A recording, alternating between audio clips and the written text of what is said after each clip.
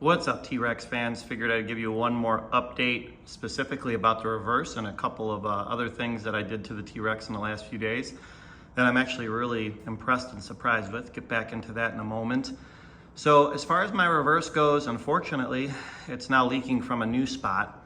When I originally got the new reverse put on, it took care of the leak that was coming from the bottom where the sprocket and everything connects in there. It was leaking out of that area, going under my sight glass, as you've seen in my previous video.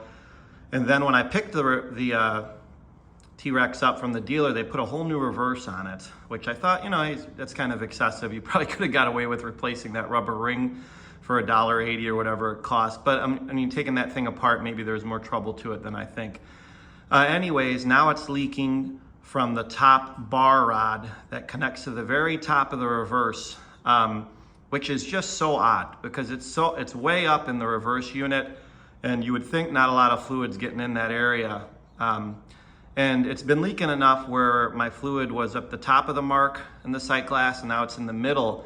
But the good thing is it's gone down, the leak has become less and less and less. And I'm curious to see if I'll still be in the sight glass window. If it gets low enough, the leak would stop, and I wouldn't do anything about it at that point. I'd just let it go, and I would only refill up to that point. Because man, it's these things, to get them worked on is fine. D&M Motorsports has been awesome, as I always said in my previous videos. But the problem is, I just don't want to be bringing it in again for the same problem in a different area.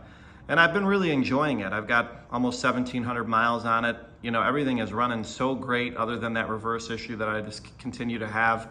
From what I know, being on the T-Rex forums on social media and things like that, people have problems with the reverse. My reverse is great other than the leak. It's way smoother than my previous model reverse. It goes in like butter with the Motul in it. So I have no other issues with the reverse other than hopefully getting these leaks resolved, which I'm sure with time we'll figure out. But I wanted to update you guys. It's now leaking from the top bar. Other than that, I really wanted to talk about this mod that I've done.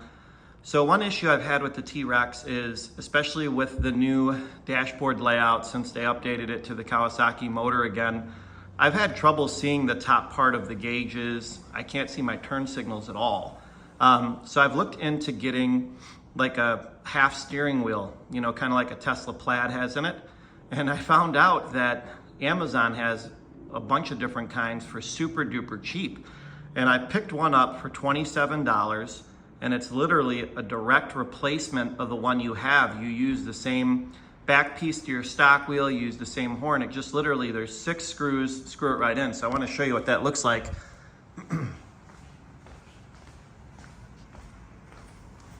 This thing is awesome. And when you're sitting in there, you see everything now. It actually makes the cockpit feel much bigger. It just feels like you got more room. And when you're riding it, everything is right in front of your eyes. You can see everything. I'm very shocked on how big of a difference this makes when you're riding this thing. And you could see right in the center, those 6 bolts come out from the stock wheel with the stock horn, the Campagna emblem, and just goes right onto the new steering wheel. And here's the old steering wheel so you guys can see. The Sparco wheel, see the 6 bolts?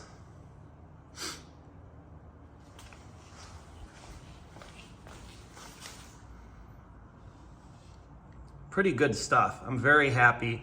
I will put a link to the new wheel in this video. Just check it out in the description of the video. I also posted about it on the T-Rex social media. Some guys were saying, oh man, that thing looks kind of chintzy. The quality's low. Is it a little bit chintzy? Maybe, but the quality certainly isn't. No, it's made out of like some really good foam, rubbery material. The grip's great. There's really not a lot of flex in it. The stock wheel actually feels like it has more flex. Yeah, I understand you got the Sparco for 200, 250 bucks. Or you got this probably Chinese one. It's still aluminum, I think it says in the description. But the big thing I want everybody to be aware of is the view you get with that new half steering wheel. I'm gonna be a big advocate for that thing, and there's just no way I'd ever go back to the regular wheel at this point. I've been riding around on this for 3 days now. It's just A1.